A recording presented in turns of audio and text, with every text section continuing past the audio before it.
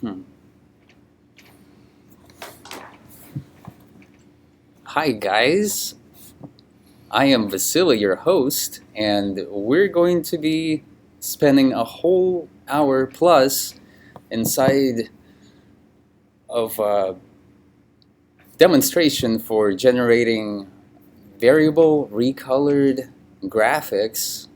It's going to be a whole lot of Illustrator, most in-depth nerding out that you can imagine, and it starts right now.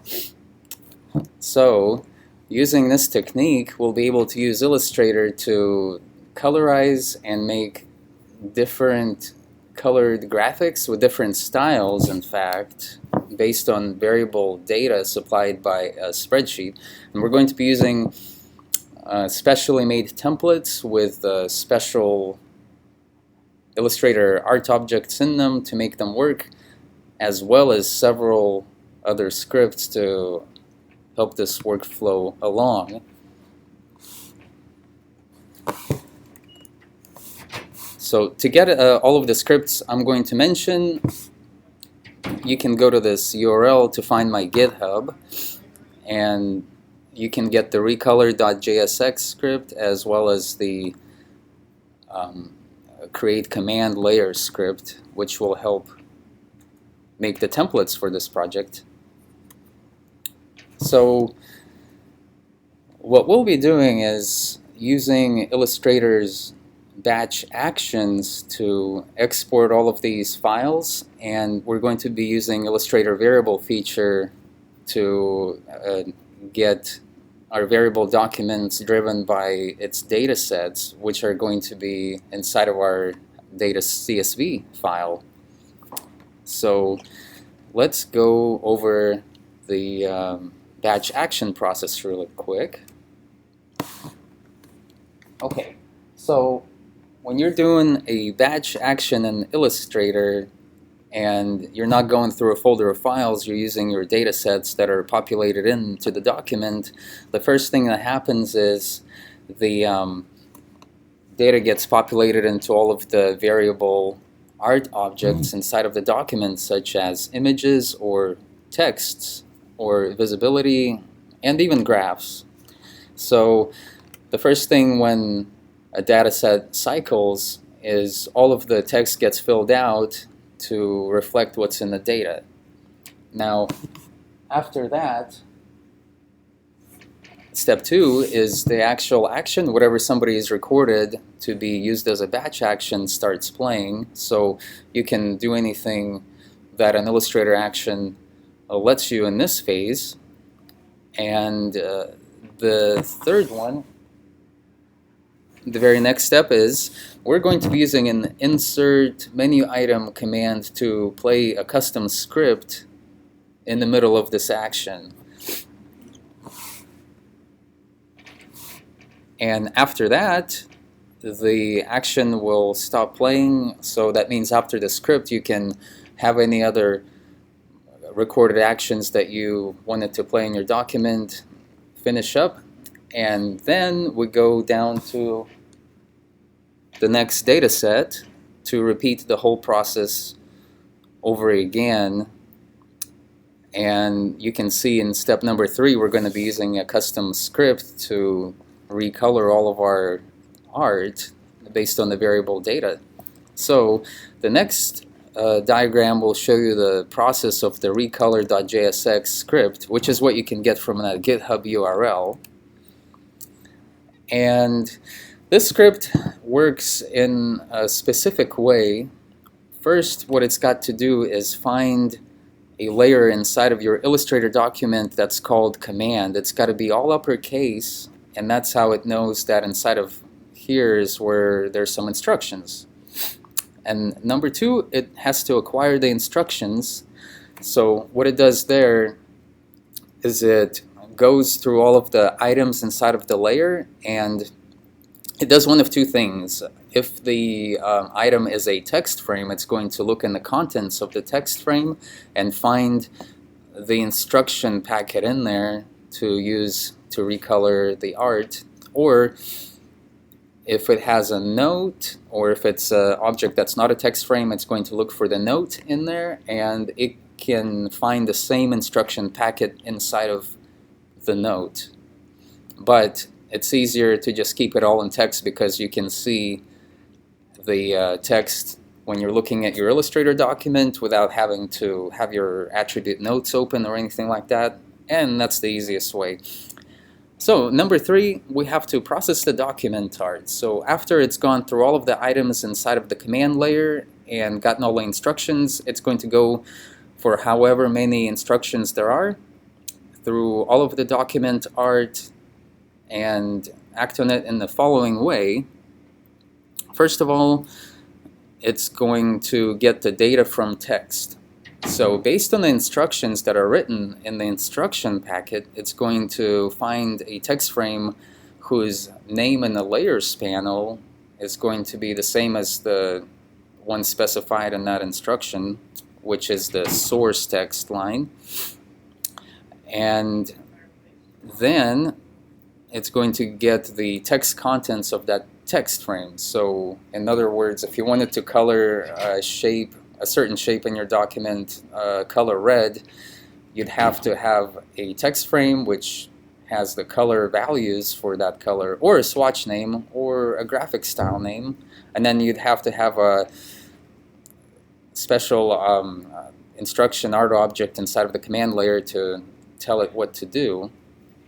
So it's going to go based on those through all of the artwork, and depending on what the instruction is, it's going to do what it can to style it. So if the instruction is to apply a color and to apply it to the fill of the shape, then it's just going to do the fill, and so on. So how does this command layer art structure look like? Well, I mentioned 2 ways that the script can get the instructions for recoloring, and it's either by the notes or the text. So over here, where it's using the notes, you can see that inside of the command layer there is any kind of object, and here this is a text frame, but in the attributes notes, that's where you find these instructions, and they look like this: 3 lines, there's a source text, target note, and whatever the colorizing methods at the bottom. Alright, and then for the actual artwork you're acting on, that could be in the command layer too, but usually it's in some other layer, and we usually just keep the commands in the command layer for viewability. So over inside of the actual art, there's our text box which has the color data in there. So it says the layer's name, and it's colorizer 1. Inside of the instructions, the source text says colorizer 1, and that is telling the script to go into this text box and get the contents of it out. So in this case it says CMYK and has some color values. It's going to read that in, and then where it says target node, the word is color_1. So inside of an art shape that's in a document, the node of that shape says color 1. That's why this line here says target node. So target node shape? Well, it's in Illustrator you can have a note on any piece of art, so even groups. So it could be a shape or it could be something else, but when you're dealing with applying colors, they can be applied to shapes or paths or compound paths,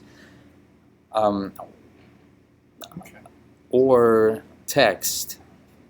And in this case, we're just going to be talking about a path. Okay. And in the text version of that, it's kind of much simpler. You can see the entire text frame contains the 3 instruction lines. There's no note, and everything else is just the same. The difference is you can actually see what the instruction is by looking at your Illustrator document without having to look inside of your note panel. Okay. Okay, now here's something that you can refer back to later. This is the list the entire list of the instruction parameters. I believe I wrote everything down correctly.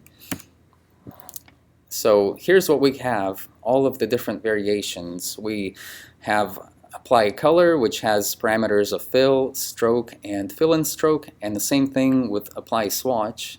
And down here we have apply style with the apply mode and apply style with the merge mode. And I'll explain each one individually.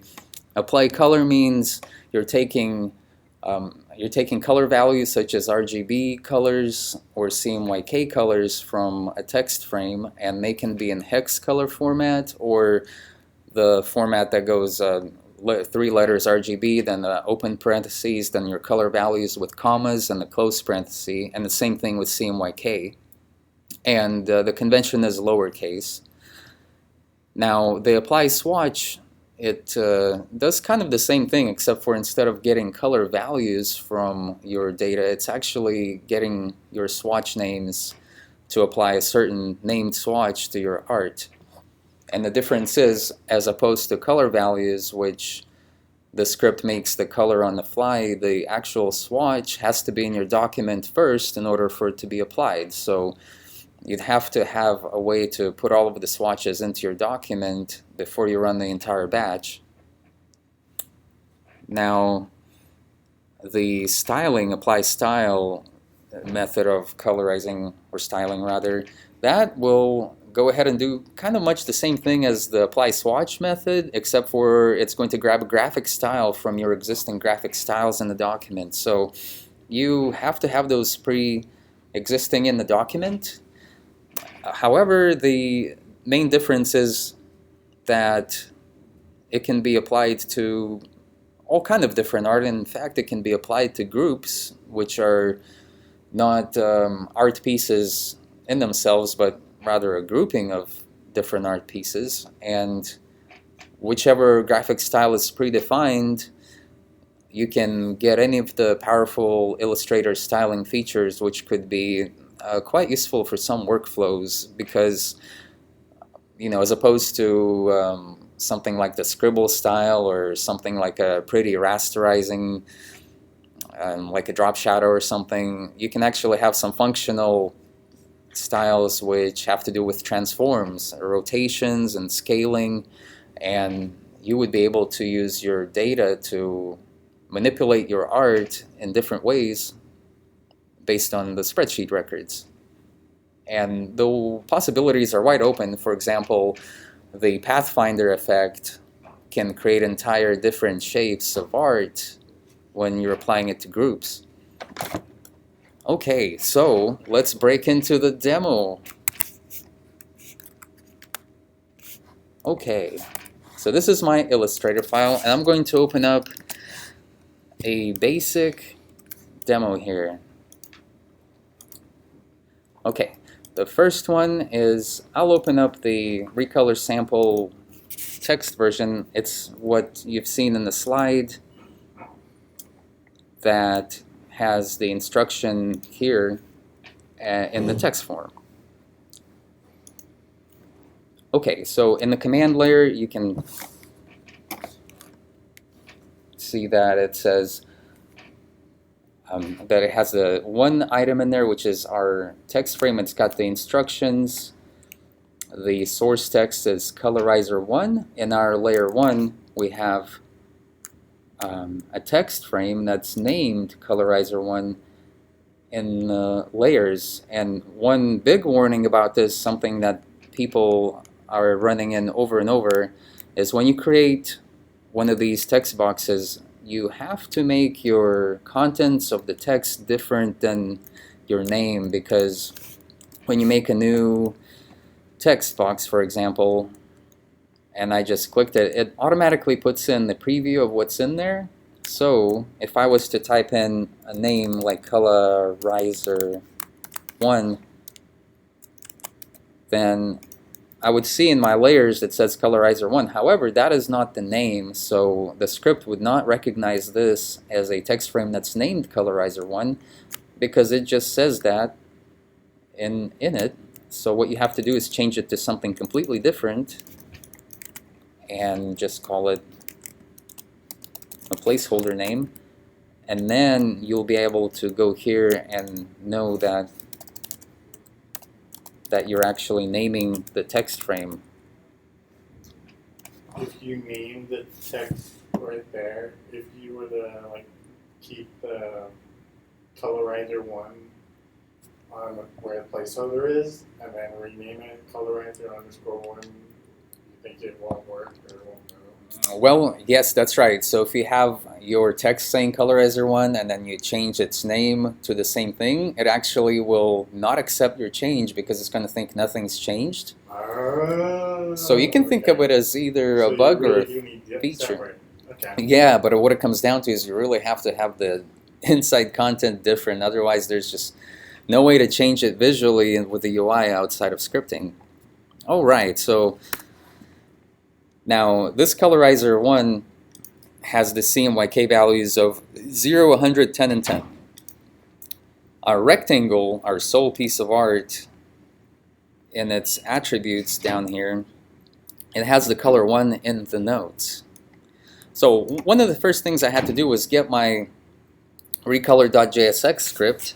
So I'm just going to go out to my GitHub, okay, and go to the dataset processing folder. Now you can go to the recolor.jsx file, click on the raw, make sure to save as. And then what I did is I went and I saved it inside of my Illustrator applications folder, where you can go to the application folder and go to presets, then your locale, then go to the scripts, and every script you save in here is going to show up inside of your file scripts menu. However, you have to restart your Illustrator first, and I've already done that. Also, the browser is automatically putting .txt after my .jsx. I would have to delete that and keep the extension as .jsx. Okay, so that's how I would get the script. And now in my file scripts menu, there it is, the recolor script is shown. And this does change from time to time as I find out more bugs or think of any feature that could be added to it. One word of information about these scripts is they're very generic. So as opposed to something which lets you just push a button and everything is automatically done, this is using the most Illustrator native features and actually giving a lot of power to a user who doesn't mind going through this preparation work of making this all come together. And one advantage is it doesn't really have any, or that doesn't get affected a lot by version changes, because it really relies on Illustrator native features, and unless they get rid of batch actions or something, then it's not going to be really earth-shattering. So this script should work with even earlier versions of Illustrator and later ones, for as far as I can foresee. Okay, so the one thing that we can do is press the recolor button and test it out. What should happen is it will go ahead and grab this color value and apply it to this square. So recolor, and it actually happened, so that's really nice. Now here's how we would use a variable data sheet to influence this data-driven document. Alright, so inside of the basic sample folder, there is a very simple spreadsheet. Inside of here, there is just one variable, that's the header. It says colorizer1, and we're going to be using variable importer script to go ahead and import the variables, and we're going to use the bind by name binding of the art to the variable. So because it's named colorizer1, then you can tell that it's going to be bound to that colorizer1 text frame in our document.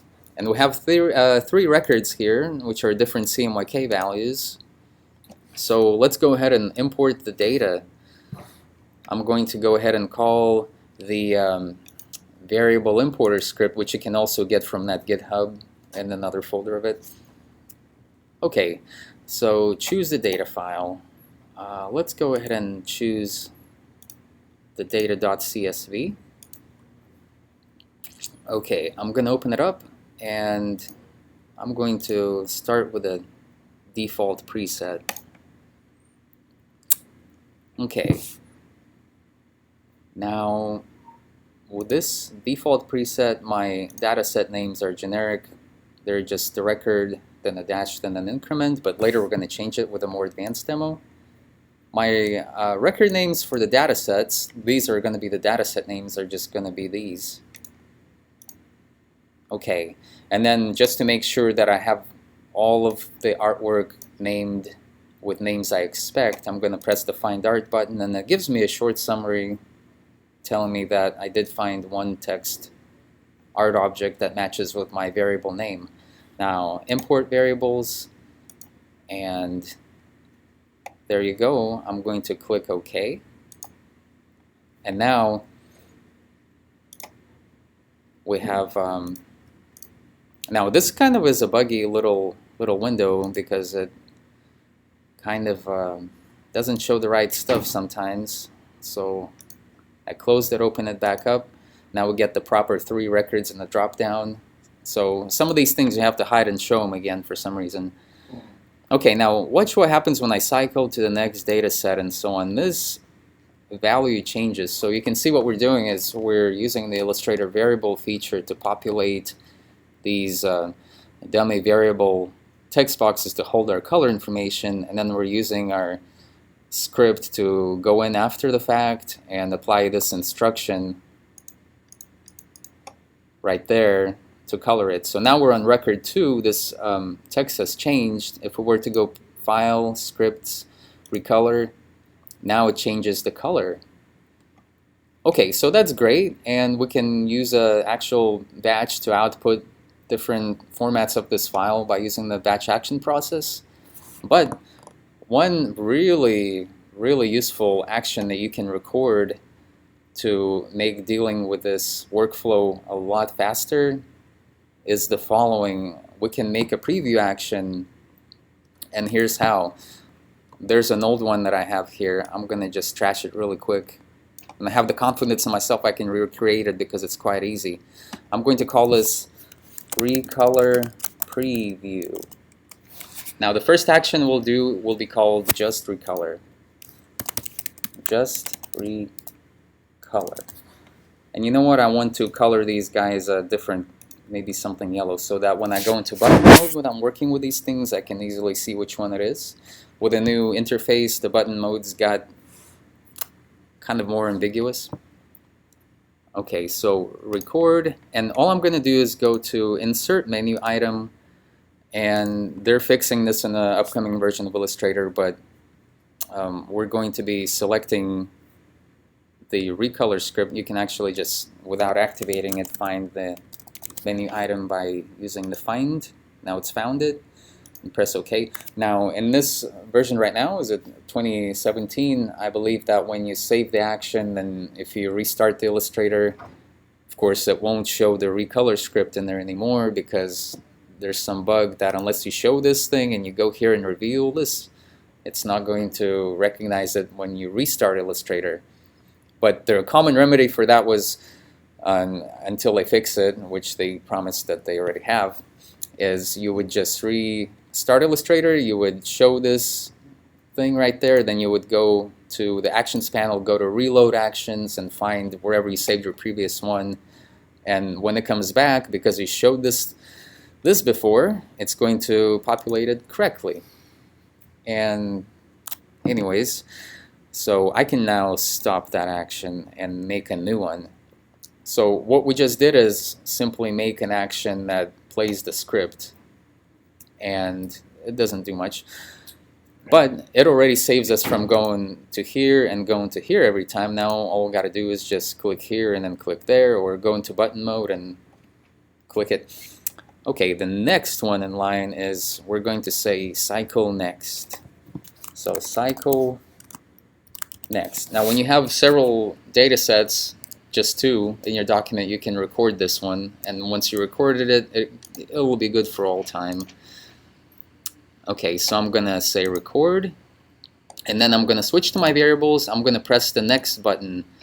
Now one time when I was many years ago messing with this kind of stuff, I noticed that the action indeed records you going to the next data set, and I thought, well, they sure don't let you record some of the more useful things. How could this be useful? Well, I'm actually finding use for it now.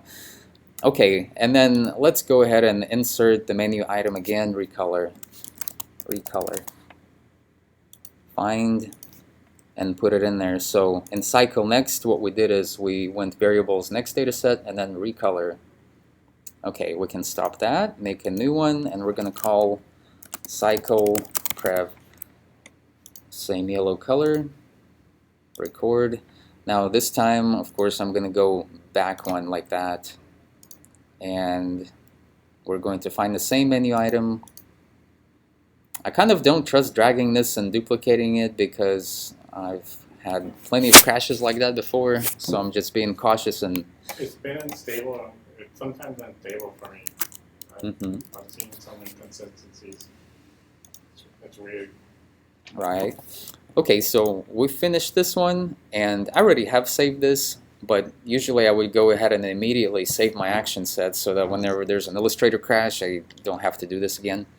Okay, now let's try out what we have going on. So if I go to variables and I go to next, just pick one, and then I went to here and I played it. Playing just recolor will save you going to the file scripts and clicking. And then furthermore, when you go to button mode, now if I was say jump all the way back to record 1, then if I click this one, it instantly does it. So that's very convenient, but this next part is really convenient. The cycle next and previous now both change the data in the data set and play the script immediately, saving a lot of clicks. So cycle next, watch this, it changes the data and then it changes the color, and then you can do this on and on and on, and then you can go previously too. Oh, well, that's how that works, and I hope everybody had a good time tonight. What? Okay, so we've just done a very basic template. Now let's just go ahead and complete it by just using any kind of action to export it. So here's how I would do a very simple export action. Let's say test export is going to be my action set name, and we'll record one export file. Now I'm recording an action, and I'm just going to do a very simple save for web with all these settings in there and just save it to a destination. Now the way you name these things sometimes matters and sometimes it doesn't, as in when you do a process of variable data sets, it might put the extension on the end and it might not, and in some cases when you change this default name, it will do it one way or the other. So for me, since I don't do this very often, I just kind of find what works and then change my process. So now we're going to go ahead and put it into this dest folder. So save. Now we have a save for web recorded. And one thing that I forgot was actually put a recolor. And I'm going to brave it and duplicate that and try to sneak it right in there. But yeah, I've had this many times where I would do that and then I would just, oh, you moved some pixel wrong, now we got a crash. Okay, now in our dest folder, what do we have? Our little sample that we exported. Okay, time to go to the flyout menu of the actions panel, do the button, the batch process. Now because we just used this last one, it's already, no, actually it's not. So the set's got to be the right one that you pick. Alright, so what do we have? Override save commands. We're not really doing a save, we're doing more of an export, so I'm going to choose the override export command button to go to the folder where I want to put these guys in. My naming scheme is going to be just the data set name, so it should be record 1, record 2, record 3, and then when you press the OK button, it should just work, right? Okay, so it cycled through all of them, exported all the files. Let's look at what we have. Looks like this time everything worked out fine. We have record 1, record 2, record 3. So already if you have some art that you want to make many variations of, this is advantageous. Okay, so that's that. Now let's go to a more advanced demo which uses all of the different recoloring methods. Alright, let's open it up. Okay, so we have a file here which has more things in there than the previous one. I want to thank my friend Ryan for helping me make this template. Squares. Okay, in the command layer now we have a total of 6 different instruction blocks, and they all say something different. Now you can see in here the source text and the target node are the exact same word. That just makes it a little more faster. But look at all the different parameters. They're quite different. In this first column, this guy right here is going to be only getting a stroke, and it's going to be getting a color from one column. The one below it is only going to be getting a fill and a color from another column. And in the middle we have the same setup with a swatch, so they're getting the stroke on the top one, the fill on this bottom one from 2 different columns. And then we have a graphic styles one which applies 2 different styling modes, and they also come from 2 different columns. Alright, so right now, because this is a document that's got more things I had to name and keep notes of, I thought it was a good idea to make a little mini spreadsheet for when you're making this kind of setup work to keep track of all your art. I'll show an example of one later. Okay, so for this one I'm going to show what's in the document to get applied before running the batch. Okay, so one of the things we have is graphic styles. We have 4 different ones.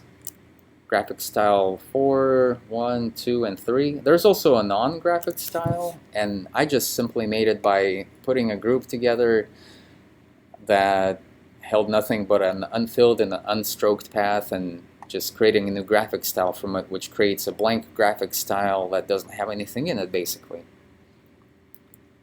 Now, for the colors, we're just going to be getting things like, you know, these letters there, the CMYK values, but for the swatches, these have to exist in the document beforehand. So let's see what kind of swatches I have.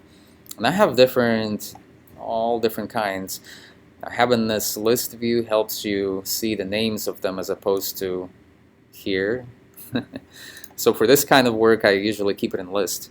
So what we have are swatches that are spot colors like this Pantone color, or they're a pattern color, which is an entire pattern which can have any kind of art in it. Well, not any kind, but a lot of different shapes.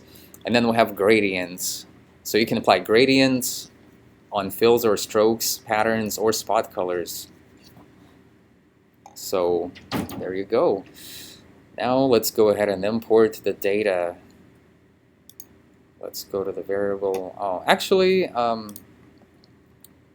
you know, my apologies here. I think I already have data in here because I made sure that I put it in there. Okay, we have a few records here, 1, 2, 3, 4 records, and when I switch between them, you can see things here change, and that's fine.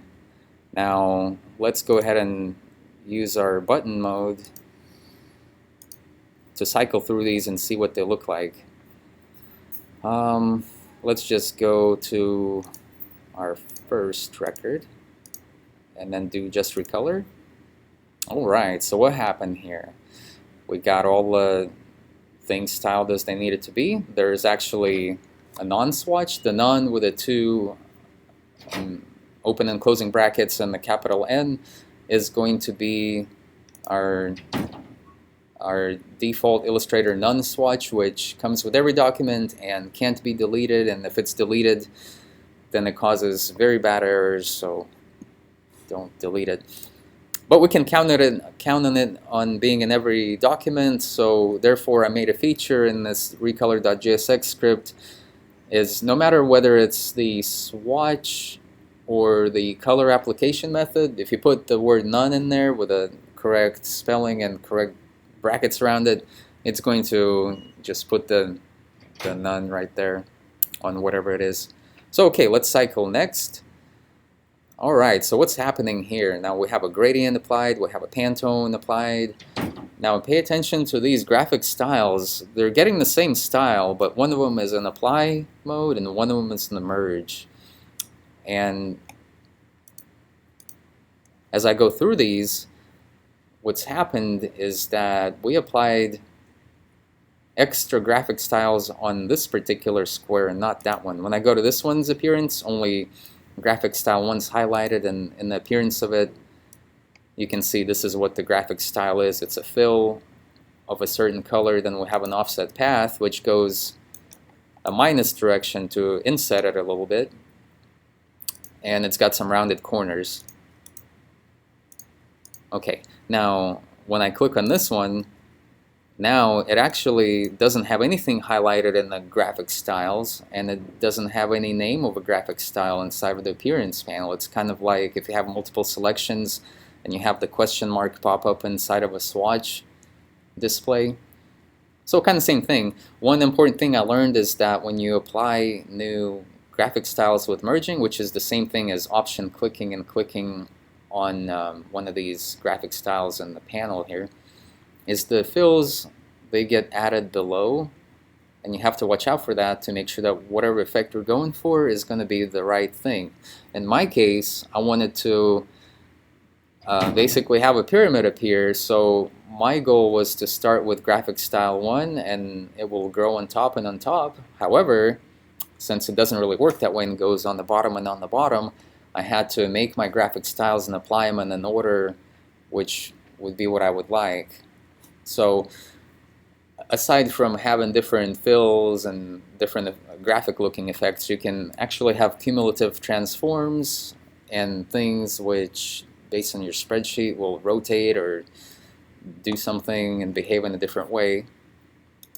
Okay, so that's that. And now if I go to my next one, to go back to the first data set, this one, because the apply mode is going to override everything that's previously existing, it goes right back to just the blue square in the middle. However, this one, it's always in the merge mode. When we go to appearance, you can see the new blue fill is added right below everything where you can't even see it. So now if I wanted to go back to the beginning, I would have to go to revert, or I would have to make sure to remove the style manually. Okay, so let's do a little bit of an experiment here, because I got a piece of data which might change it a little bit. And can you show the spreadsheet just for reference for the front page? all right, so let's show the spreadsheet for that one. What we have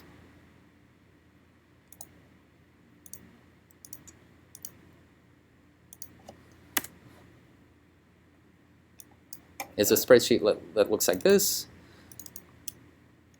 And now what I've done is I put an extra record right in the middle of this thing just to see how it affects things. I put this record, this is going to be the third record, and I put everything to none so that everything will go blank and clear. And everything else is just like how that file is populated before. So we have our CMYK values, we have our swatch names, and graphic style names.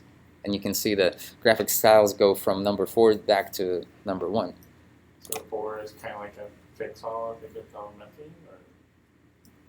Well, this is what it is. So the graphic style number 4 is that square right there.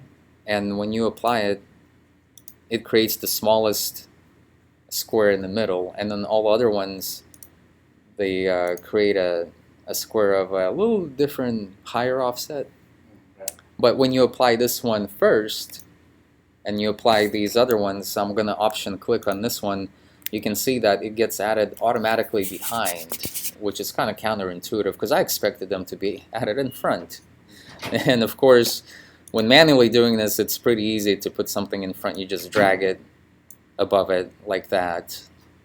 So the none is actually clearing out 1, 2, 3, and showing 4. Is that right? Well, right now it's got 2 of them because I added them with merging, which kind of ruins, kind of breaks that link. That's what I'm trying to understand. The spreadsheet is saying none, so is that none saying clear out 1, 2, and 3, and then show? Oh, when it's to none, it's actually going to apply this none style on there, so it's going to look like that. Okay. The none style, what's it look like? Oh, it just has the none effect on there, so we have no fill, no stroke. But it's just a name, so actually this could be a huge purple circle in there or some kind of effect. And as long as it says none, that's what it's going to apply. Okay. All right, so let's import that new piece of data. Let's do a variable importer and choose the data file. Let's go ahead and use the default again. Activate. Choose a data file, and we're going to choose this edited one with the extra record. So import, override, and we're fine. So let's check out what's going on. Let's see, we're at record number 1. If I do just recolor, now we're starting. Now cycle next, and then we're starting to cycle next. Now here is the problem record. Now watch what happens to these shapes when we clear everything out and set everything to a non-style or a non-swatch. Okay, everything is cleared out except for this one here. You know, it looks like nothing's cleared out. Well, that's because it's in merge mode, so our non-style of nothing got just added to the bottom of this stack, and because it really had nothing, it just didn't show anything on there. But this is a way of putting just some kind of dummy style that doesn't change any appearance when you have to use this data slot. And the thing with variable data and doing this kind of work is you actually have to account for your maximum amount of cases. So for example, if you have variation of different art shapes, and say most of them would only have 3 different variable colors, but then one of them would have 4. That means in your data you would have to have 4 data slots, and then one of them you're just going to have to put in a non or something that doesn't change your color in any way or does something else. Okay. But you got to have that in there. Okay, so let's go to cycle next, and let's see what happened to our document. So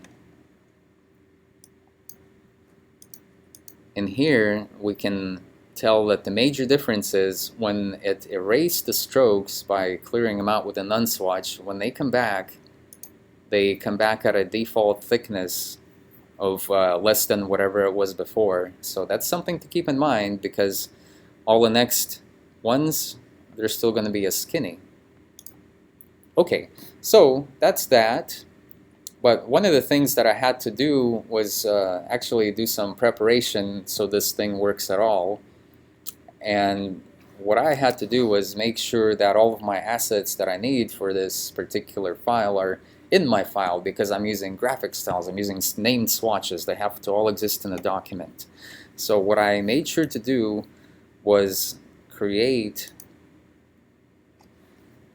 a file, and this would probably come from other sources in somebody else's workflow, whereas they would probably get a spreadsheet of all this from somebody else, and they wouldn't have to do necessarily this.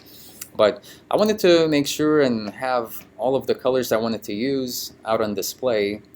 And for the values, it's just good to see what you're looking at, what it looks like, what the values are and everything. But for these ones, it's actually really important, because if you don't have a swatch named this and you're telling your recolor script to apply a swatch that's named this, it's not going to happen if it's not in the document. So what I did is I made all of my graphic styles the way I want them. You can see the graphic styles 1 through 4 and the different ways I tested them out to make sure they were going to work. And then once you have all this done and you have all your spot colors in a colorway document, what you can do is just take everything else, you can copy it, and then say if I wanted to go ahead and open up this one and without anything else in there, when let's see, so I think I already had these ones in there. Maybe I actually had, well, okay, so I paste everything in there, so when I paste it, all of the items are populated into the document automatically.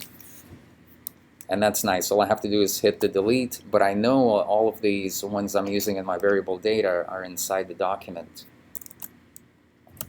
Okay, which brings us to the main meat of the demonstration. So what we'll be doing is something that probably very few people have done before, and it's quite ambitious.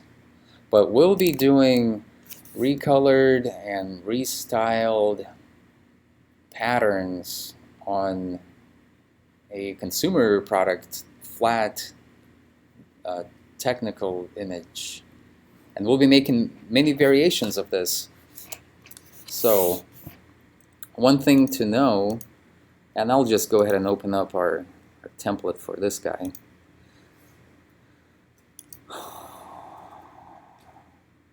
Okay, so let's take a look at it.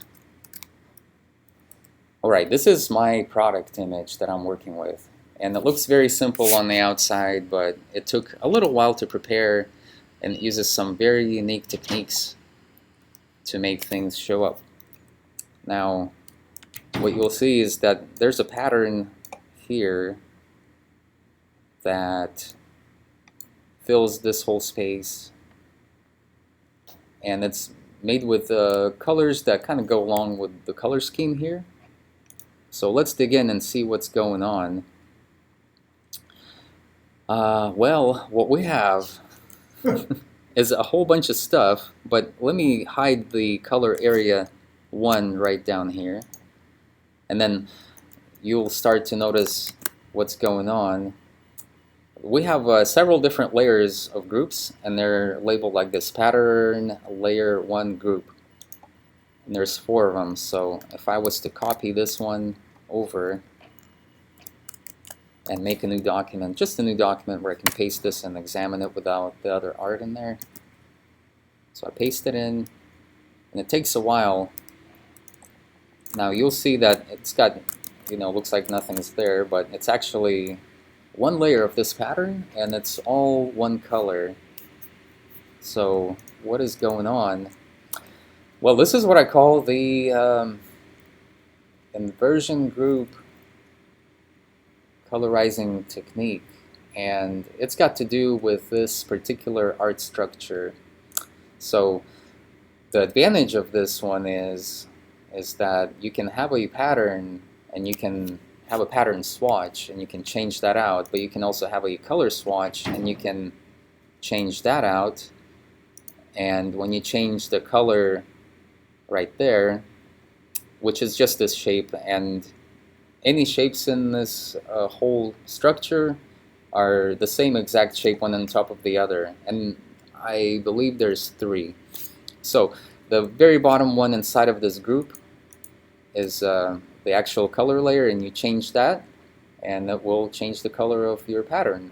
Now then, inside of this group called the inversion group, we have the actual pattern layer. This is the swatch. So you can change the swatch with another swatch, and it'll change to the red one of whatever that one is.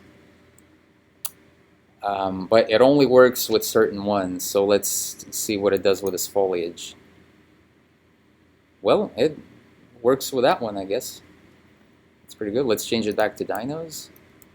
Yep, it still works. Okay. Well, here's how it works. I'll go here and play my slideshow. Okay. Let's go to our next slide. All right. This kind of describes visually what is going on with trying to style and colorize a pattern layer. All right.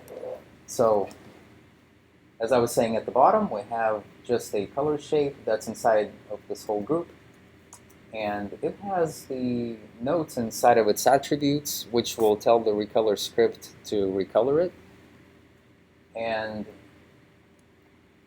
then this is the inversion group, which contains another group inside of it, which contains another group inside of it, which contains the shape with your pattern fill inside of that. But also there's this shape right there, and it's actually above the inversion group, but it's inside the layer group, I believe. So if I go back to my Illustrator, yeah, sorry, I kind of mixed that up. Actually, the inversion shape is inside of the inversion group, that black duck.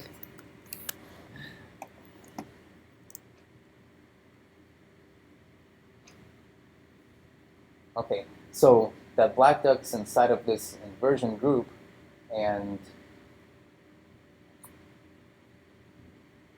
it's got its own attribute node, because unfortunately, in order for this technique to work, where you would have multiple or varying layers of colors for a certain pattern, and you have that situation where one of them is the 4 color, but the rest of them are 3 color. There's got to be a way to nullify the layers you don't want to show, and with this particular method, you have to change this fill to a none in order for it to not show up as a solid shape of black. Okay, so inside of here, the transforms group, it's actually a group which holds the pattern shape, and it has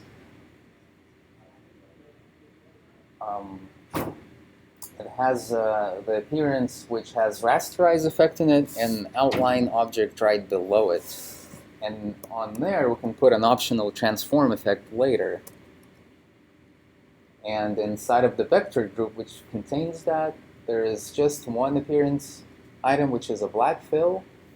And then here's the voodoo part, and if all that wasn't, by the way, this inversion group up here, it has one appearance item which has a minus back pathfinder effect. And then not only that, but this entire group that contains the whole thing, it has one appearance item which is the subtract pathfinder effect. And together, what that does is takes your pattern, it makes a raster of it, and then it makes an outline of it. So basically it's tracing itself, and then it's got a black fill on top of that tracing too. And the pattern can be any different color. It could be like a solid white color, but as long as part of it's transparent and part of it is not transparent, it's going to put the black fill on top of everything that is not transparent. And then using these different pathfinder effects, it's going to invert the pattern. It's going to have a shape here. It's going to create an inversion of this pattern and stamp it out of the shape in whatever way it does. And it just took a while of trial and error for me to experiment to try to get this to work. But at the end, what you get is this colorized styled shape on top. And by the way, if scripting had access to appearance panel, we could just change that black fill color, and we could actually have that fill on, way lower than here. It still wouldn't colorize your pattern without having to rasterize an outline object on it at first. But if we could just change the fill color, we wouldn't have to have a lot of this other stuff. The reason we have all these groups and things is because In order for the recolor script to change all of these guys, they have to be separate paths that can be seen in the layers panel that aren't part of an envelope distort or are not part of a blend or anything like that. But once you've done this preparation, you can look at this diagram and most importantly just copy your last thing you made like this, which is how I've done all of this, because there's no way I'd remember all of this stuff. It's kind of a tangled web there. Alright, so well, back here in Illustrator, this is what we were talking about. We got the color at the bottom, we got the pattern swatch right there, and then in order for the recolor script to control them, they have their own notes, including this inversion shape, which right here it says inversion rect. It's not really a rect, it's more like a rounded. It just means whatever shape it is, but it's got its own little note so that we can change it to nothing, or we can change it to black. Okay, so what are we going to be doing with this? We'll be making a few different files. Here's an example of what we've done earlier when I was testing this out for this demonstration. Based on this data, it's doing some changes to the file. We have our stitches, which are a certain color. We have these metallic accents, which are getting a gradient swatch on their stroke to make them look like kind of a shiny metal object. And then we have this kind of a key ring, or a ring tag as I call it, on the side. This is getting a very special treatment by the recolor script. It's actually getting treated twice. So the first time it's getting a graphic style in it which holds a special kind of brush.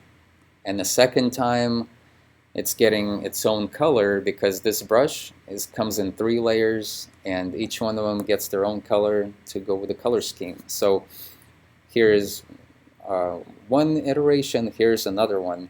So what we're changing is we're changing the magnification of the pattern, we're also changing the metal accents, we're changing the kind of key ring that goes on there, but it all is maintaining the same kind of color.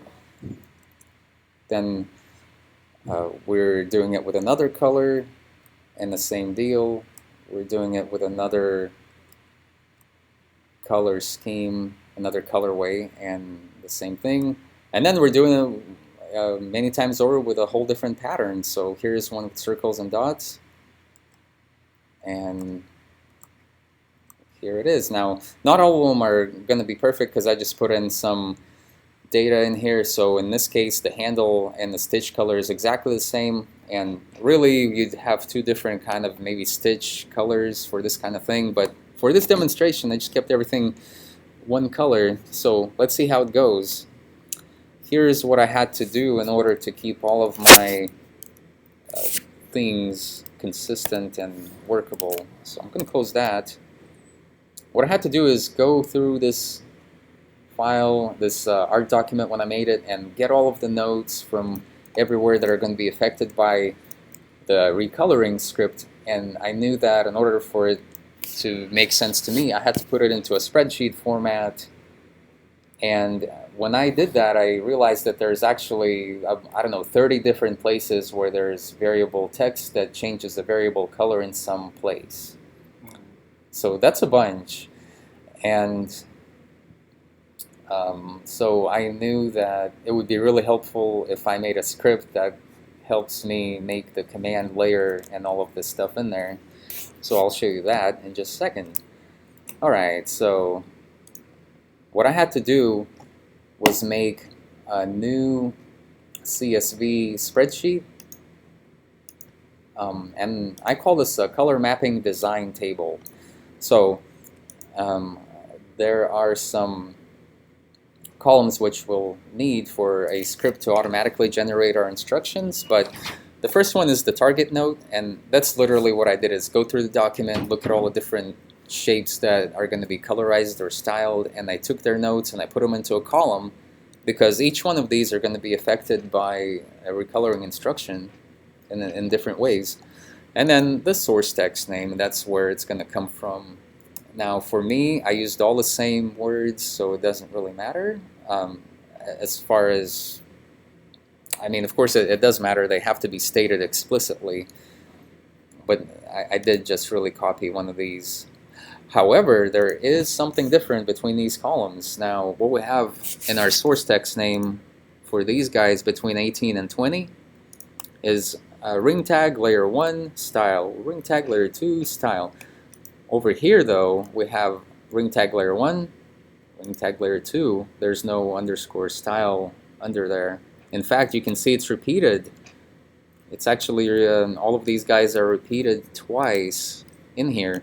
And the reason they're repeated twice is because they're creating an extra command instruction so that for the first go around, we're going to apply a style to that, which means that little key ring tag on the side of that purse, it's going to get a different brush on there. But the brush, it's going to be black. So first we're going to apply a brush. It's going to have a default color that automatically follows it. And then we're going to go over it with a coloring method, which will now color the stroke of that brush, colorizing the whole thing. One thing that's important about brushes is that you can set them with multiple multiple different shapes inside of the brush, which you can set to colorize with tints or shades. So you can actually get tints and shades of, a whole bunch of them actually, and use just one graphic style and colorize them all different.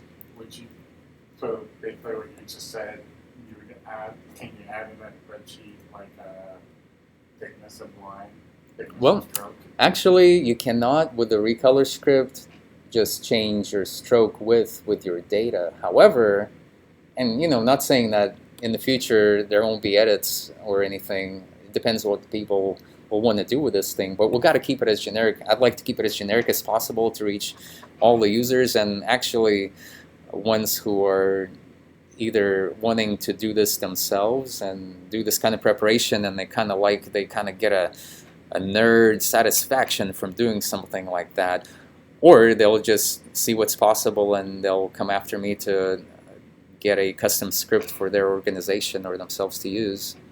So yeah, the way to change your thickness would be to apply a graphic style, and the problem with those is they have to be pre-made. However, imagine this: what if you have a library and you only have to make it once? Just make a document with all your graphic styles you're going to use, all your stroke thicknesses you possibly ever would want, like 50 of them or something. And then every time one of these projects comes up, you can just paste the shapes in there to bring all the styles inside of your document. And now through your data sheet, you can maybe only use 10 of those styles, but it didn't take much effort after you created the initial library to put them in. So there you go. Now, I just put in a column for description, what these shapes represent to me, and then this is important, the method. For each one of these rows is going to generate a command, so we'll want to say what we're going to do, and then the parameter is what it's going to affect. So in here we have our apply swatch, color, and style, and then here's all the different modes.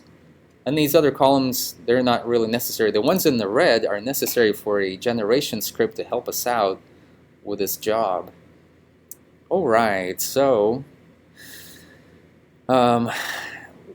after I did this and it was time to actually put the data in, I created a data spreadsheet file here. So this is kind of a big one, and one good thing about being able to use CSV or tab delimited text data is that these things can be generated by other programs which you might be familiar with. You can use numbers on the Macintosh or Excel. You can have this data made by some other software that somebody else made that's for you to use. But using Excel, I'm able to put in comments, and inside of this file, in all of the headers, I put in the comments of what it's supposed to be and things like that, so I can go and see which one it is. So another challenge was to put in the data in the first place. Now, this kind of thing would be most useful when your data already comes from somewhere else, or you already have some source of it. But for me, because I'm doing this demonstration, I actually had to cheat a little bit, and I had to make a script that creates these rows for me, just so I didn't have to spend a lot of time just making this demonstration. It's kind of in depth, but it all needs to go back to having that colorways file. So for this demo, the colorways file would be colorways.ai. Okay, so let's go ahead and hide everything else so we can take a proper look through. Alright, one thing I did was I went to this website which shows you just 5 colors in a row when you press spacebar, and it just spits out all these colors, and it's got the CMYK values that were listed down there. So I copied them over, and I just basically made all these swatches. They're process colors, and then this is just white. So after I had some of my color groups defined, I'm going to refer to them as source color groups. They're kind of like colorways, but the way they're going to be applied to these patterns is going to be described in this following table. So I made different patterns for this project, and they had to be not just any patterns, they had to be in separate layers. So for example, here's the crisscross one. If I go down to edit original, I should be able to open it in Illustrator. So in here,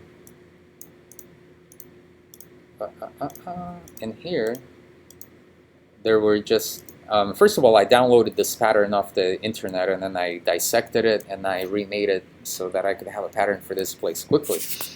So here's just some art. You can see it's just all lines and everything.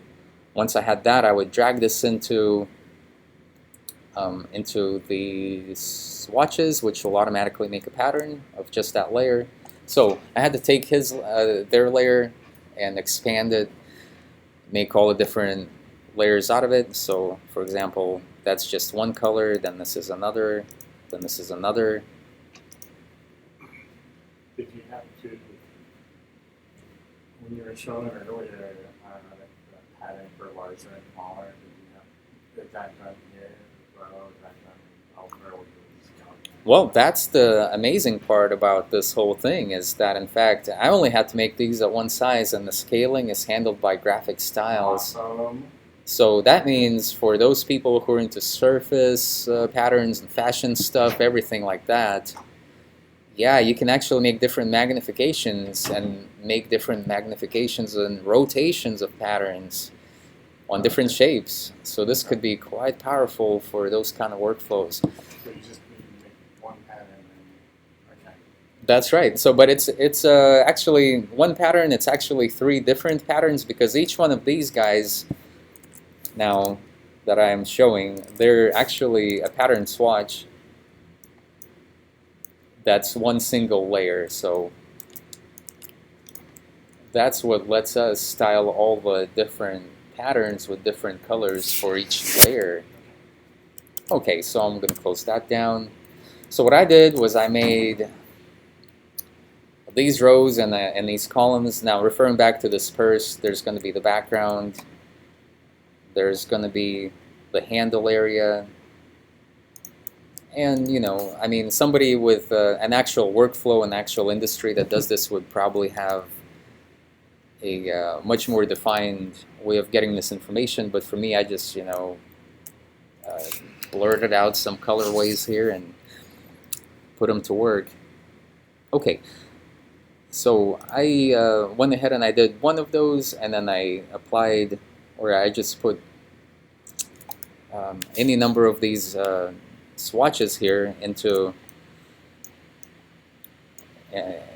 these rows, which are the pattern colorways. So what we're going to be doing is taking this pattern, we're going to be outputting it 3 different styled in 3 different color groups, and You can see in the layer 4, this one is filled with a no stroke, no fill, so this one is just not going to have a layer 4 to its pattern. It's only a 3-color pattern. So over in dots, we have only a 1-color pattern, which is just that one layer. And in Houndstooth, we only have one, but in Dinos, we do have 4 colors, so all of these rows are being used. Okay, and then to make the metal elements, I just put in silver gold alternating like that. And what I did was I made sure to double up every one of these guys. So for example, in the Illustrator document, there's 3 rows. I made it do 2 times of each row, but one is going to have 100% magnification original, and the other one will have a graphic style applied to it, which has 150 scaling for patterns effect on there, which will grow it. So we have 2 different iterations of each one of these, which show different magnifications. But you can do wild things with your data. So for example, I can remix each one of those pattern layers with another pattern layers with other colors. And in this case, you know that ring tag thing, I just made it alternate, and the every other one is going to have a ring tag 1, and the other one's going to have a ring tag 2. Now in my convention, I just say ring tag, and that's your number 1, but then it has a -2, that's your second one. So it's a difference between that poofy looking one and just more like a leather solid piece looking one. Okay, so let's get down to business. One thing I need to do is find a way to put more of these data rows. Well, I got that covered. Which pattern would you guys like to see next?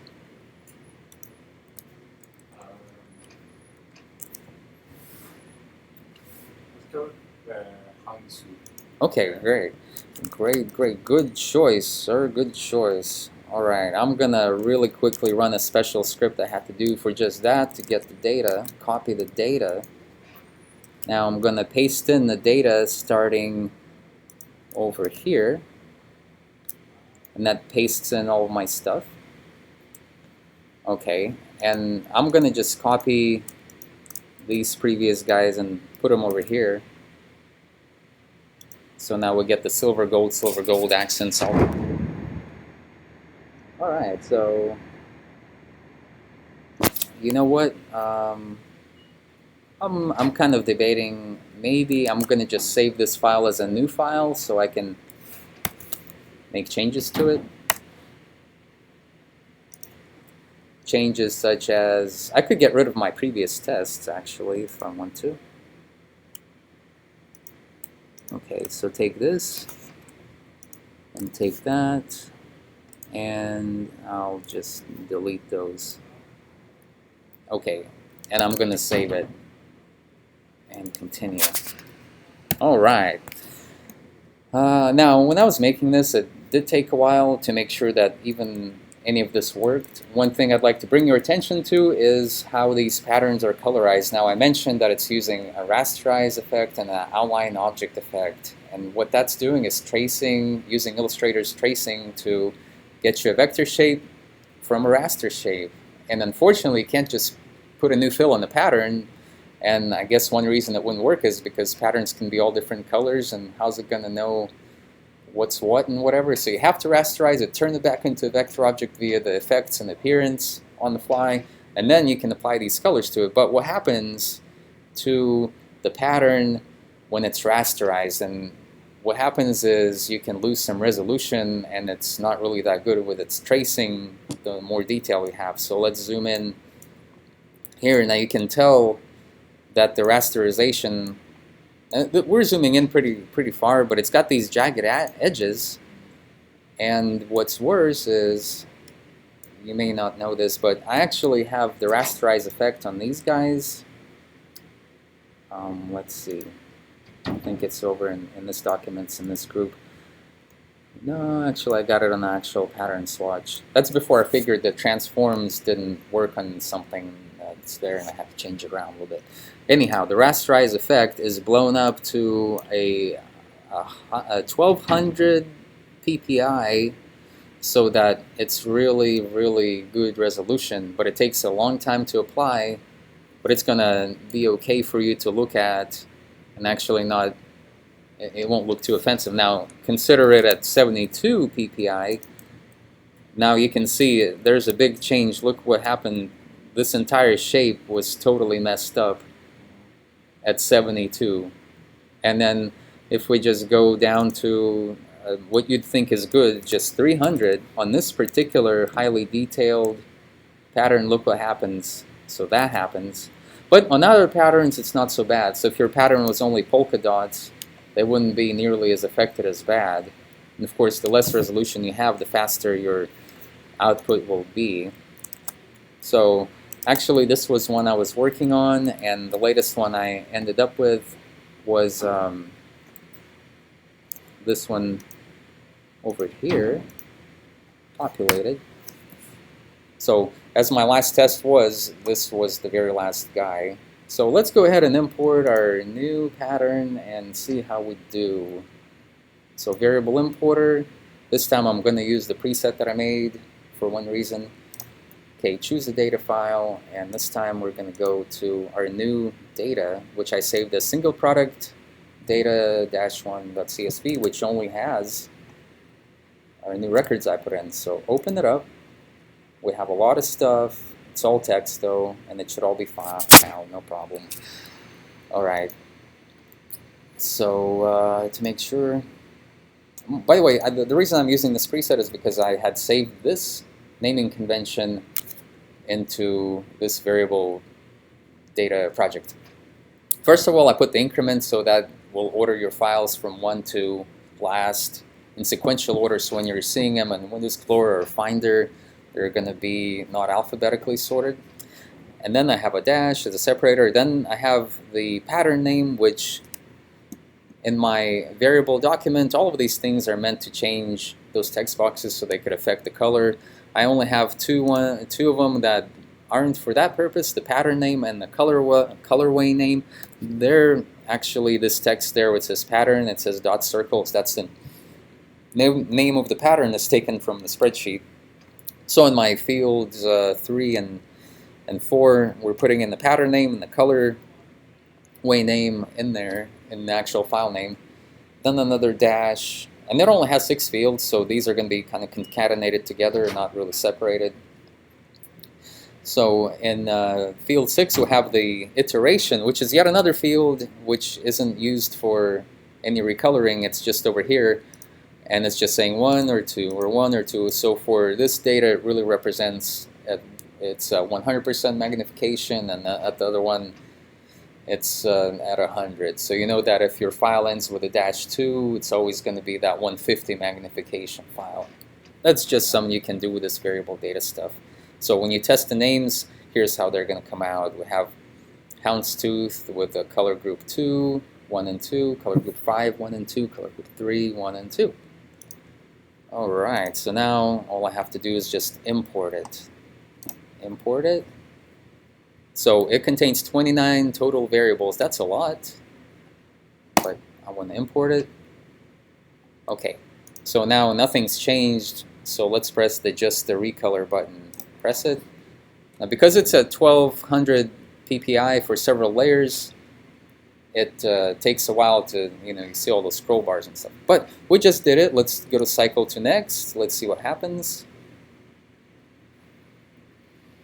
Now there's a chance oh, this doesn't look too bad. Alright, so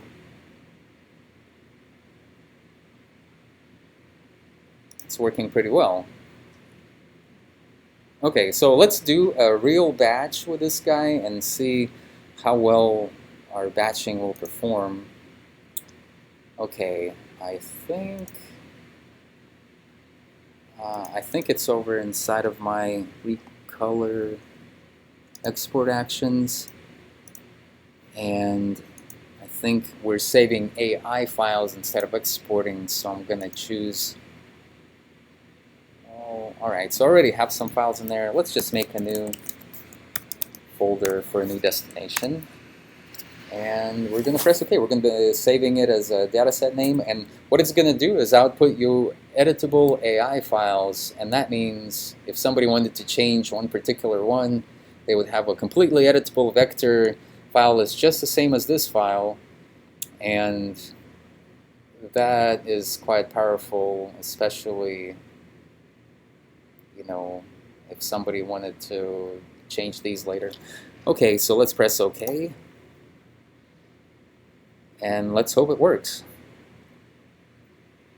So we're going to run through them all.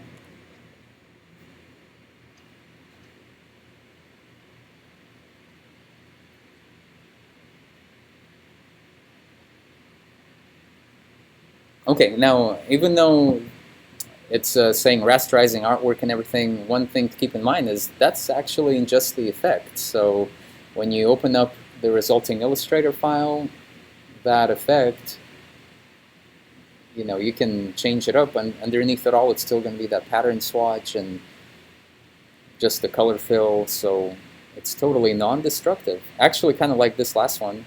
Alright, I think we're done. Let's take a look at our results.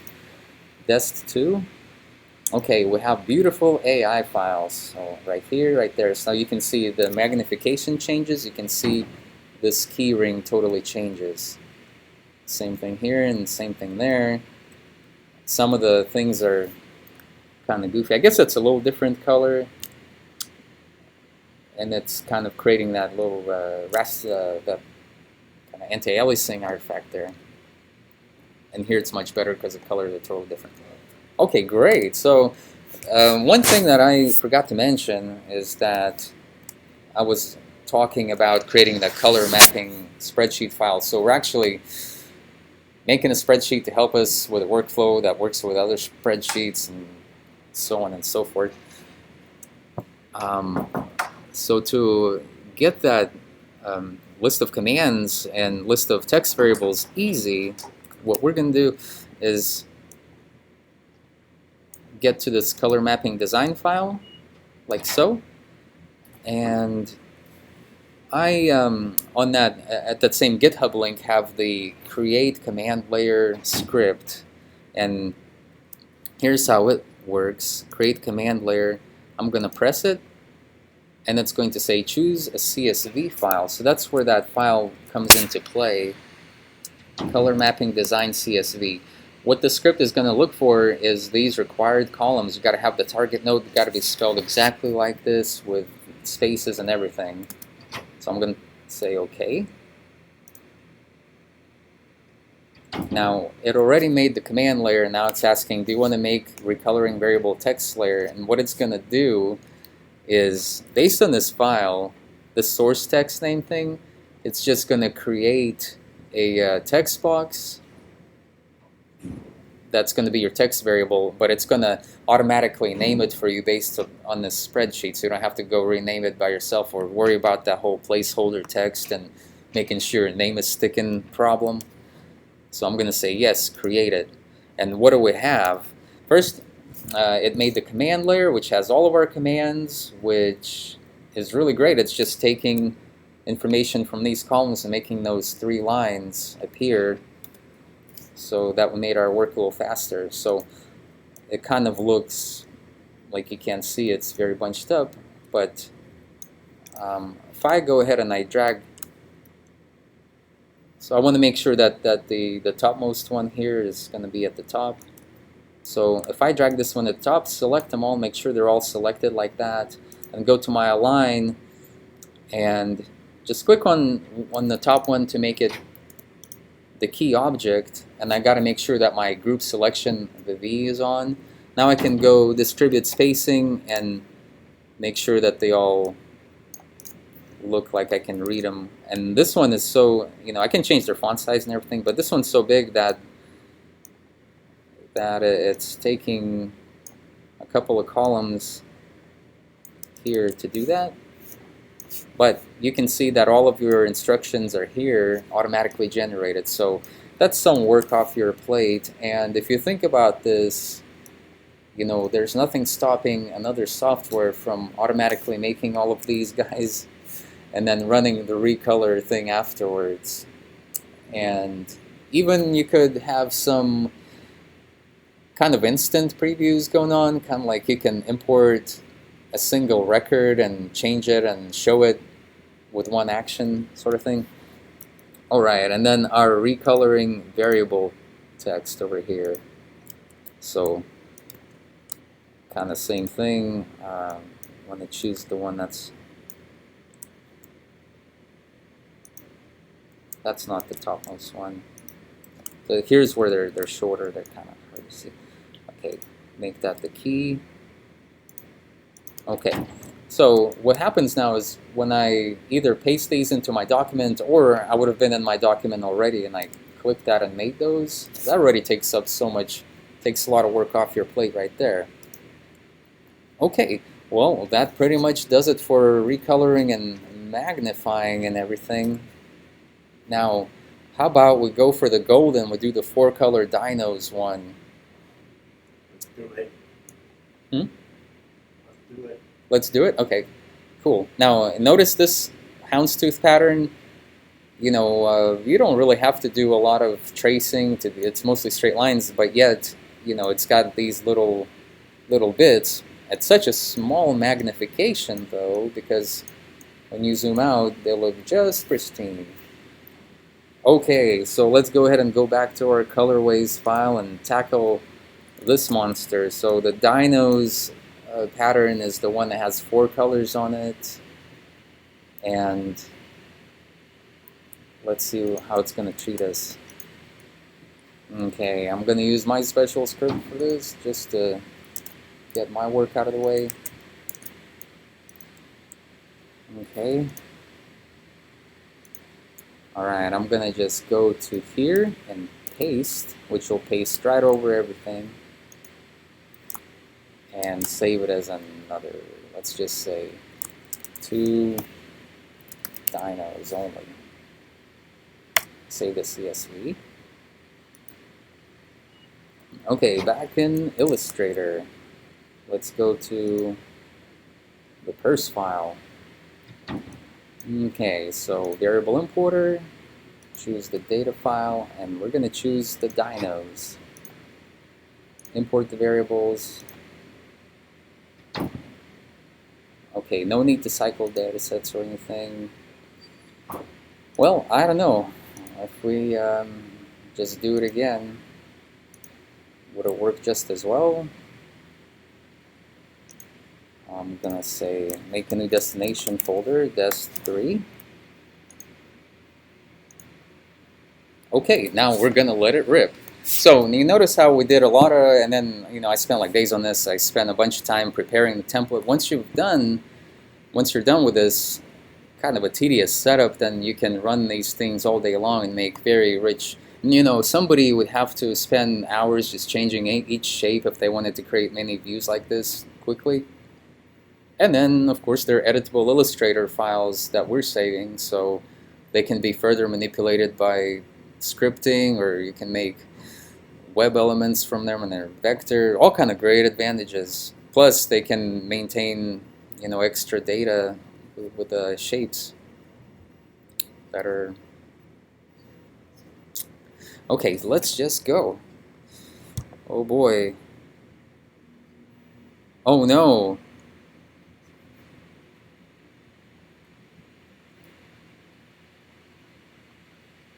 Oh no, what's wrong? It's not working right.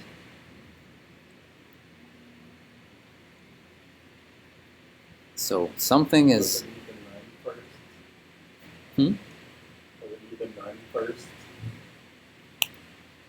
Oh, I don't know. I think something is messed up with my layer 4, because I bet you if it's totally changed, then it would be better. Let's see here. In the appearance for this vector group, we just have the fill. By the way, if I turn it off, what's going to happen? Huh, maybe all of them are kind of bad. Here.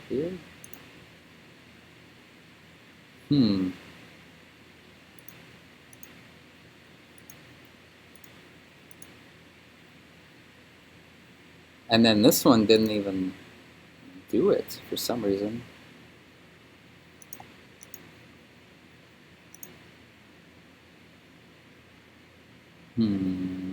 Where's these notes? Okay, that's okay. Here's one thing to notice. I have my shape selected. It says pattern layer 1, but you have the pattern layer 1 transforms node, which isn't right. But it's because of the way Illustrator shows you notes. It's very inconvenient. So let's say if I copied this ellipse and I pasted it in front of my shape. Well, it wouldn't actually paste in front of it because it's in a group that has nothing else besides the shape. But when I move it in here inside of the layers, now if I click on the pattern layer 1, you see the node. Now you can see it's got its own node. And then this transforms. It's got its transform group on there. So I'm wondering what's up with my data? What happened here? And I think what happened is that for some reason I think these didn't match up with my pattern name inside the document. Let's see here. If I go to swatches,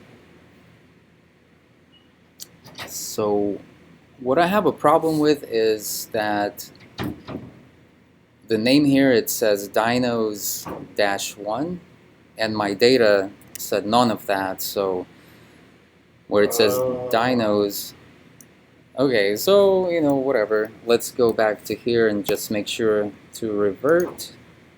Okay, and then in the data, let's do a find, and we'll find dinos, and then we'll replace them with dinos 1, do a replace all. Okay, save the data. Okay, back in Illustrator, variable importer, choose the data, import. Okay, and now instead of doing the whole batch right away, let's go ahead and just be smart about it. Just do a adjust recolor to make sure that the stuff is working correctly.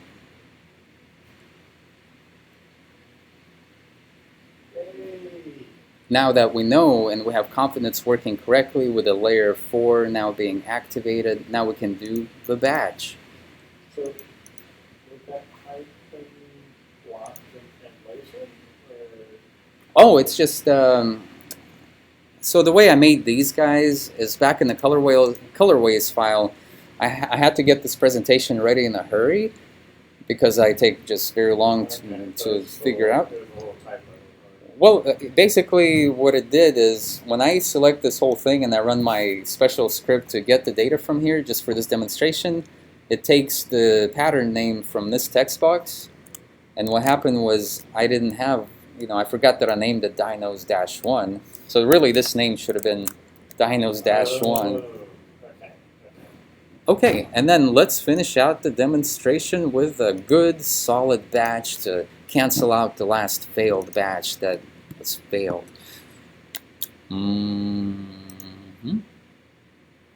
Okay, I think that's it. Press OK, and let's see how it does with the other color schemes.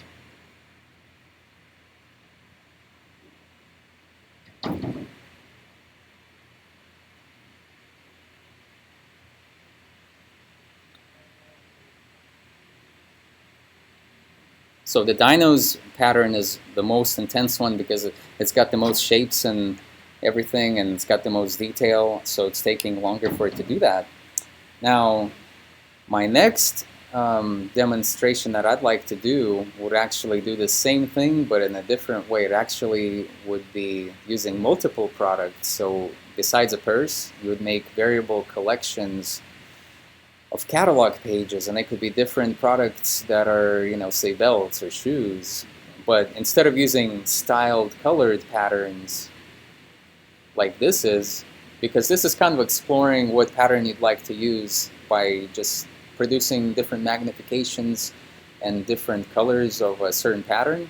So in a more advanced version of this one, I'd like to actually have real patterns that aren't styled by a color, and you don't have to have the whole inversion group thing happening. So you'd have already, you'd be using pattern swatches, but then would play around with more transforms and magnifications.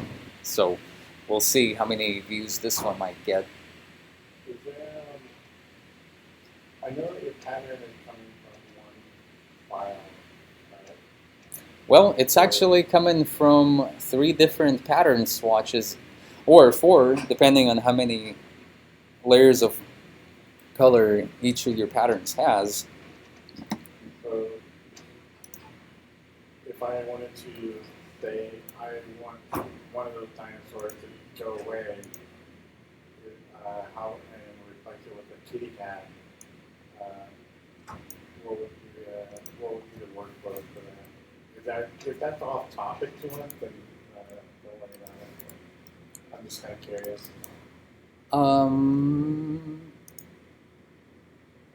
So I'm going to delete all the previous ones that we were doing there. So you're saying if you want to change I would, let's say I want to replace the carrying axle with a kitty cat. Mm-hmm. Do I just go to that pattern, that original pattern file, get rid of all the carrying axles, and then have like a kitty cat that was in place, and then that's it? Yeah, that's right. And for this one, you can, either make a whole new pattern and just replace the swatch. Okay. And, that's going to replace the whole thing. However, you know how I was talking about those brushes and things, and how brush, you can have shades and tints of colors in them. So we actually, in fact, did that with a keyring here. So this element here it's just one path, but there's 3 of them. So we have 3 layers of the same path. And in the file for the keyring tag, let's see if I have it.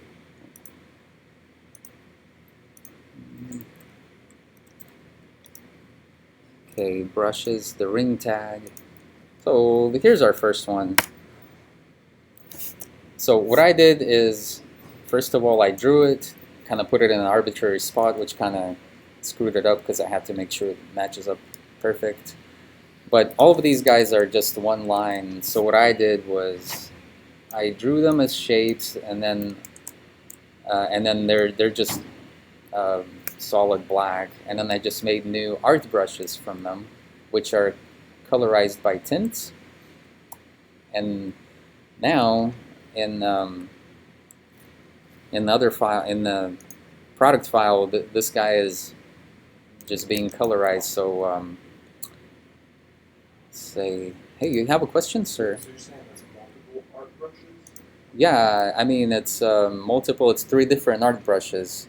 So there's 3 different paths. Mm-hmm. Okay. Yeah, So that's right. Instead of having the carrying axle be a swatch. Yeah, you can have. Brush, Yeah, in fact, swap them out.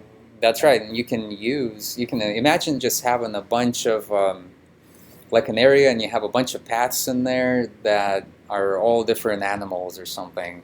And then using a variable sheet, you can style layers of each one, because they just be a brush. And if you wanted to have a multiple different colors, then you just have multiple brushes stacked on top of each other, just like this guy. And then you can change them to different brushes, and then change them to different colors, and come up with all kind of funky stuff. And actually, like what I said with rotating, you can have them in a group, and you can, after the fact, flip them around or something. So I'd like to do a demonstration following this more later, and hopefully some people are going to be interested, and it kind of catches on. Okay. It'll be online. Right on. So what we have for our final dinos is, I'm actually pretty satisfied with some of the way these came out. Yeah, I like those. I like the girly, but the other colors were kind of cool. Well, this is for all different walks There of we go, life. Perfect. Yeah, there's a masculine verse. Well, it's an Indiana. It's a satchel. It's Indiana Jones. Yeah, it's very manly. Hey, you know what? You know, if it helps, I'll make pieces of bacon as the pattern for another one, so that it's totally manly. Well, some manly colors of bacon. Mhm. Some TV control or something. yeah. Well, I'd like to thank Well, everybody. You could do brushes of bacon and different, just different curves and everything. And, oh, wow. Wow. Put some over easy eggs on there too. Yeah. That's right. Any more questions from my esteemed audience? I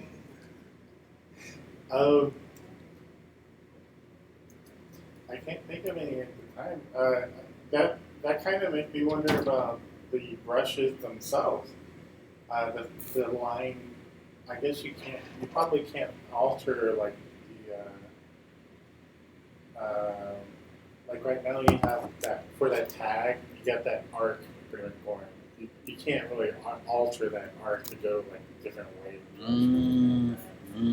Yeah, well, the only way you could do it is if you apply the graphic style, which would kind of twist it around after the fact as an appearance. But another way, and you know what, like with actions, it's really fascinating because it's only so deep that you get into trying to use actions really powerfully before you realize that you're actually better off just learning how to do scripting, and it's way more complicated to do something with actions. But what I'm thinking for when you want to have variable lines like that is, well, one of the things you can do with actions is record some things and fly out menus of some panels, and some of them don't even work, like merge swatches never works. But Yeah. so, imagine you had, I know you can do with actions like insert a pre-recorded path, so you could insert a pre-recorded path, but that wouldn't be really variable path from data or anything. Well, I mean, that's a good point. That could be, I mean, it's a step in that direction, and that's what you need. Okay. Well, another thing is with a recorded action, you can expand an appearance. So, for example, I don't know if this is gonna definitely nail this particular one, but with appearance, you can add entire new artworks and things where there used to be none. So, for example, if you use convert to shape and you make a circle that's overlaying some of your art, well, you can expand that, and you now have a real circle where there wasn't one before. And then after you do that, maybe you have maybe you set a note to it and play the recolor script again. But it doesn't sound like it's very possible to just have a on-demand variable size, because I mean, even if you made a brush and you expanded it, then the brush, it would be a filled path. It wouldn't be a stroke anymore. So you can draw a curvy one of your own design, but yeah, I think other than having it be just as a brush, I just don't know. I know that there's the arch. Mm-hmm. Yeah, you can warp it. Whenever you're messing around with text, you can create it like an arch or distort it in different ways. Maybe that would be a way to. Yeah, you can. Anything can capture as a graphic style. Which, by the way, check this out. Let me open up my diagram that I made for you guys. Okay. So this right here. Now, you'll notice that these letters are flat. And I did eventually have to just skew them around and everything. But, so I put this in here. You can see it's kind of floating out in space. Yeah. The reason it's doing that is because I have a free distort on it. And I didn't mean to Oh yeah, here the window appeared, so you can see it's actually moved up like that, and I kind of skewed it. Anyways, totally made it go nuts. But let's imagine we have a lorem ipsum here, and I wanted to put the same kind of skewing on there. Let's drag the appearance with an option key to duplicate it over. Now you can see it's raised up. So that's just a free distort, which lets you do a free distort, which is pretty interesting because then it's going to be applied to everything. That would be kind of a possible way to. Okay. I was just kind of curious. Mm-hmm. That's very cool.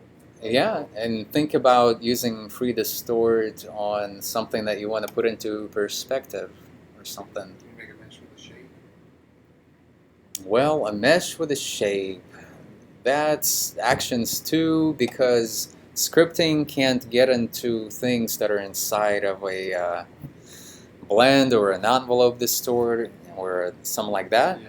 What you can do with actions though is unmake the envelope, and then you can run the recolor and change the color of something inside, then select them both and reapply it. But by the time you select and reapply them all, that's just so many actions, it's just crazy. This makes me think that you could get your person in perspective. Yeah. You could repeat the pattern and kind of do that in perspective and still look good. Yeah. Maybe you could follow the curve of the first. Actually, that's the thing is I'm thinking I want to do a test where we're not only making a pattern, and not color style pattern, just a pattern, and then applying a mesh over top of it to make it look like it's part of like a lady's long dress or luggage or something. And yes, something that's not only in perspective but also warped and stretched just the way you want it. And there's a way to do it, but it's not easy, and it might not be possible. But you have to, first of all, come on. well, you have to make your pattern a raster item so that you can warp it later. So your action would have to, one, get your vector-filled pattern square, then make a raster item copy of it, then warp it with a pre-existing mesh, which will maybe make it work. And then be able to undo everything so that you can put the next one in, because the goal is we want to make it work with variable data so that you can press a button and then come back in minutes or however long it's going to take, and then have like 20 variations waiting for your approval. Yeah, I was just thinking a simple purse. You're throwing a dress with wrinkles in there.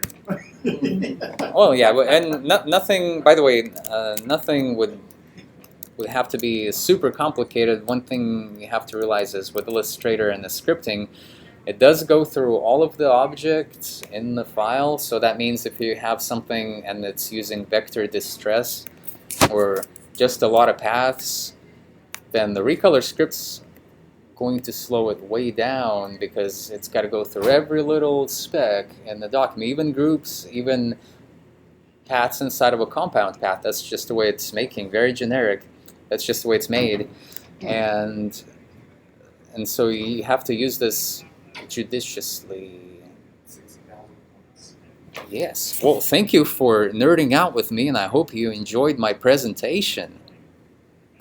I'm going to stop the recording, and I'll hopefully see you guys next time. Just have